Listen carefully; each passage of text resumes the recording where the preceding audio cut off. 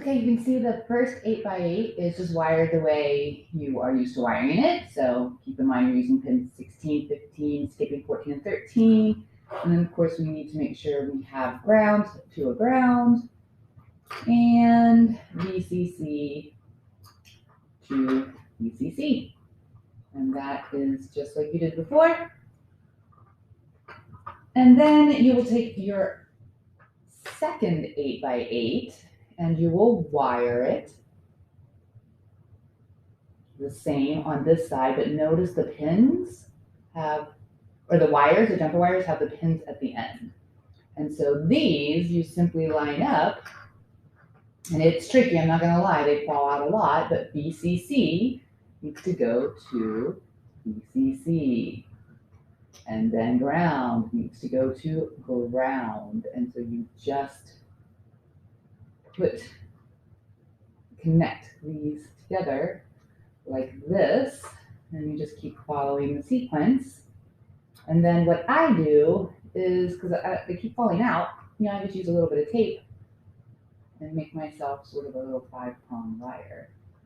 So there we go. And the holes are small. And now you have them wired together. Now, they will fall out, so be careful. And then, like I said, I put a little bit of tape right across all 5 of them. It's not the best tape, but and then that way it holds it just a little bit better. Just a little bit of tape. And you can maybe tape it a little bit so it stays in place. And then you can work with these with your animation. Have fun.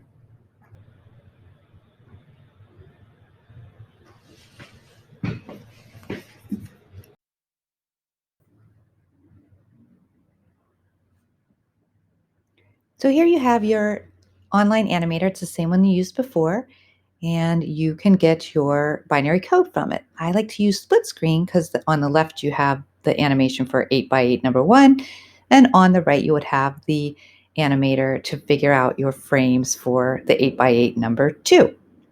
And once you do those quickly, then you can click on the code and you can get the binary code for both of the matrices. So on the one on the left, there's all my frames for the first 8x8, and on the right, there's my frames for my second 8x8. And just like before, you will copy the binary code and you will paste it into MakeCode, and then make sure you remove the spaces, but you keep those commas.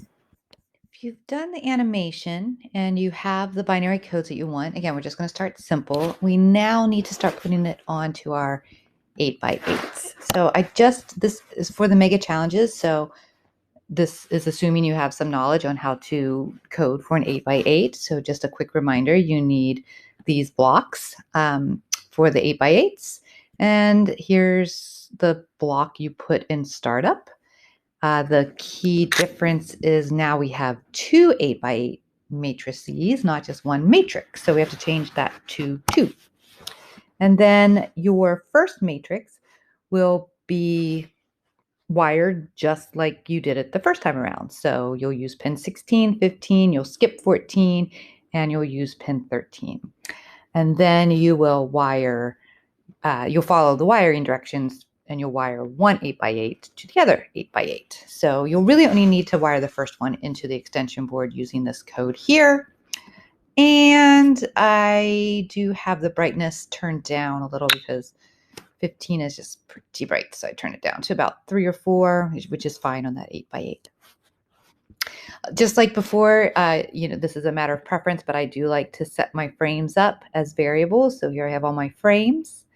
And then it just makes my life easier. So I have my set frame. And then again, my custom number array that I got from the binary code, which is under more right there. And so then you can see how I set up all my frames. So the animation gave me the binary code. Remember to take out the spaces. And so now we'll just fast forward. Again, that should all be a review. So there we go. On start, I have set my number of matrices to 2. I have the first one wired to the extension board, my second one wired to the first 8x8, and then here's all the animation I did. Now keep in mind, only some of these frames will be played on the first 8x8, and then you want this continuation of some of the frames onto the other 8x8. So with that said, you then need this little crucial block right here. So I'll show that to you in a second, but I'm just going to go ahead and put that in here so you can see it. Just put out another forever block. I'll get rid of it then. So this is the key block, and it took a little while to figure out, but it is under here. More. There we go. Under more setup. So rotate matrix display, none, false. You can leave this clockwise. You can just not mess with the display. I mean, this is really kind of fun. You can do it counterclockwise. So it really kind of depends on your animation. 180. So I wanted mine to go clockwise.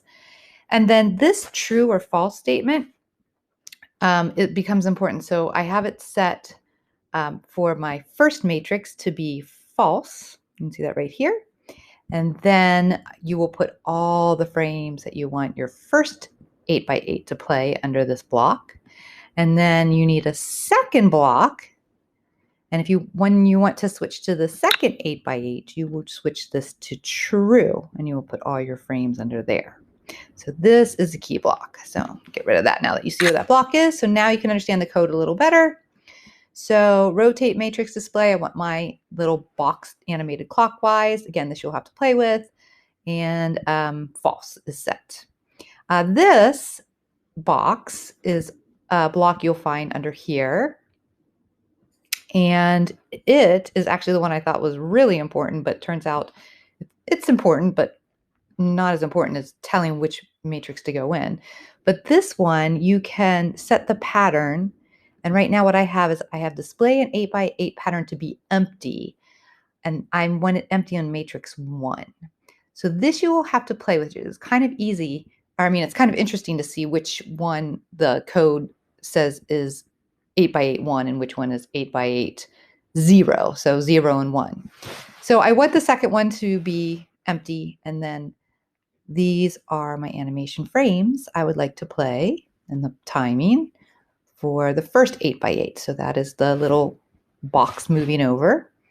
And then that's the end of my first 8x8. So here you see that block, and I will switch it to true because up here it was false. And so this box tells the next 8x8 to start playing the animations. And so now my second 8x8 will do frame 6, 7, 8, and so on. And it will just keep repeating that because I have it in the forever. And that should get your basic animation to go from one 8x8 to another. And then you can customize, play with it, and just keep making it better from there.